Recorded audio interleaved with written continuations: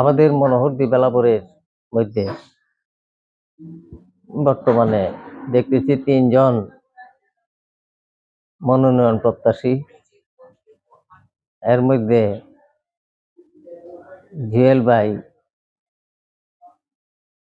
দেশের জন্য অনেক হামলা মামলা জর্জরিত হয়েছেন।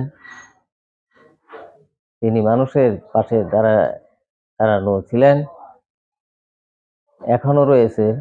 তার জনপ্রিয়তাও এখন বাড়ছে, আরো বাড়বে আশা করি। তার কোনো বদনাম আজ পর্যন্ত আমার চোখে দেখিনি। আশা করি উনি ৩টে বিষয়ে গুণে গুণান্বিত।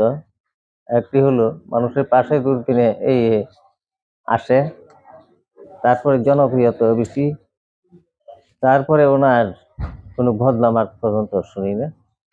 তবে এসব গুণে গুণান্বিত উনি। আশা করি আপনি তাকে মনোনয়ন দিয়ে দিবেন। আসসালামু আলাইকুম।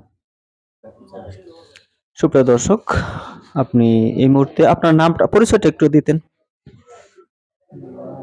আপনার পরিচয়টা একটু দিতেন। আপনার নাম, আপনার বাড়ি কোন জায়গায়? আমার বাড়ি গ্রাম গাঙ্গুলকান্দি। গাঙ্গুলকান্দি, জি।